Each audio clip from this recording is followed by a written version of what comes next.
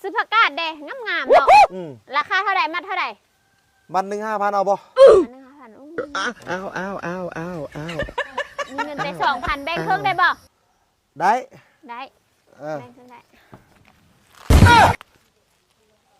2,000เป็นอย่างอันนี้ไหมคะเป็นอย่างอันนี้ลูกฮะอ้าวก็ว่าแบ่งครึ่งได้กับแบ่งเลยดิเจ้าแบ่งแบบนี้เป็นไผจะมาซื้ออีกเจ้าได้ย้อนเอาพวกมาขายเป็นไผจะมาซื้อแบบนี้เอาเจ้าเขาบอกว่าแบ่งครึ่งได้ก็แบ่งแหละโอ้ยลูกค้าเอ้ยแบ่งครึ่งมันแบ่งแบบนี้แม่นแบ่งจริงแบบนี้คันเจ้าเฮ็ดแบบนี้มันไผจะซื้อให้ค่อยอีกฮะเอามาต่อใส่กันเป็นนี่ต่อนี่แหละแล้วบัดนี้ขบูเลยมึงฮักได้ต้นนั้นไหนมันติดคือเก่าเป็นบ้านนี่ลูกค้า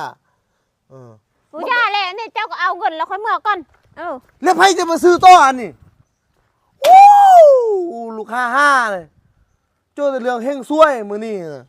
นี่เด้อทุกคนเด้อคิมมีสุกเด้อสำหรับไผที่เป็นซิวเป็นฝ้ามีหอยกะหอยจุดด่างๆนาแลนาหมองคำนาบ่ซอกบ่ไส้ให้เอาคิมมีสุกตัวนี้ไปใส่เด้อใส่แลนานุ่มนาเนียนขึ้นเด้อสำหรับไผที่สนใจ